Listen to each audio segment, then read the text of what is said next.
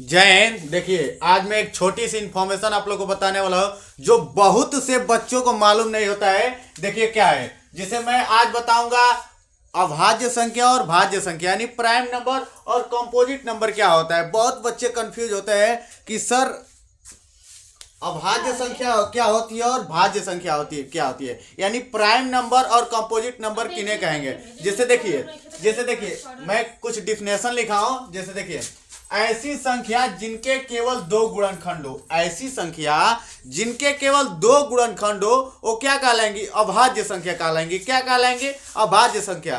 कई बच्चे क्या होता है, एक को भी अभाज्य संख्या मान लेते हैं, लेकिन एक क्या होता है, एक का केवल एक ही गुणनखंड होता है, केवल वन।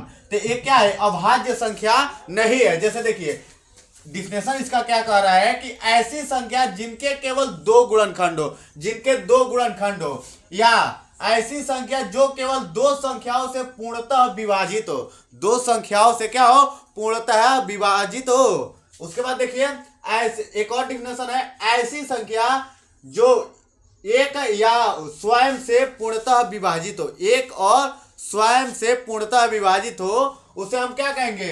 प्राइम नंबर कहेंगे। क्या कहेंगे? प्राइम नंबर यानी अभाज्य संख्या कहेंगे। जैसे देखिए उदाहरण में आपको हमने रखा है 2, 3, 5, 7, 11, 13, 17, 19 ऐसे आगे चलता जाएगा। जैसे देखिए दो का गुणनखंड क्या होगा? एक होगा और दो हो जाएगा, यानी दो गुणनखंड इसमें मिल रहा है, बाकी इसके अलावा और किसी से नहीं कटेगा। तो क्या हो गया? अभाज्य संख्या हो गया। क्या हो गया? अभाज्य संख्या। वैसे ही 5 को भी आप देख लीजिए, एक से कटेगा, 5 से कटेगा, बाकी किसी नंबर से ये नहीं कटेगा, बाकी किसी संख्या से कटेगा नहीं। वैसे इसको भी देख लीजिए, 11 एक से कटेगा और 11 से कटेगा।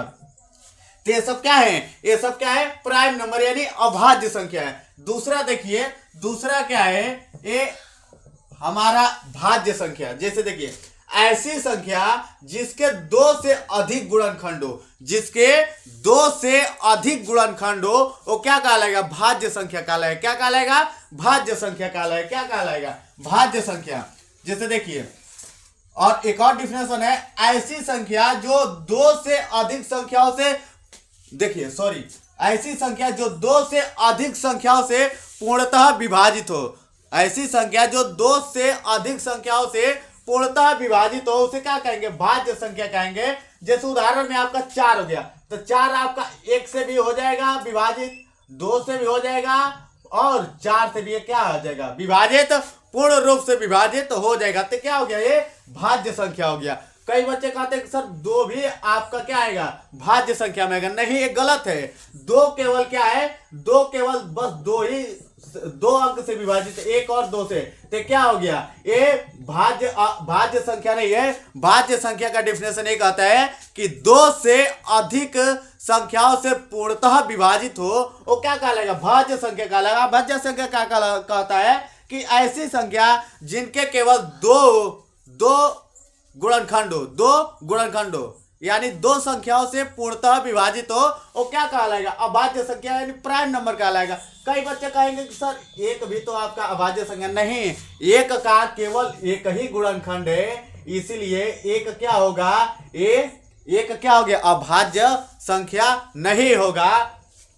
और अभाज्य संख्या मैंने लिख दिया, जैसे 2 हो गया, 3 हो गया, 5 हो गया, 7 हो गया, 11 हो गया, 13 हो गया, 17 हो गया, 19 ऐसे संख्या है तो क्या कहलाएंगी? अभाज्य संख्या। और इस तरह के संख्या जिनके जैसे 2 से अधिक गुणनखंड हो, उनको क्या कहलाएंगे? भाज्य संख्या कहलाएंगे। अगर ये छोटी सी इंफॉर्मेशन आपको अच्छा लगे तो लाइक शेयर कमेंट जरूर करें। जय हिंद, जय भारत।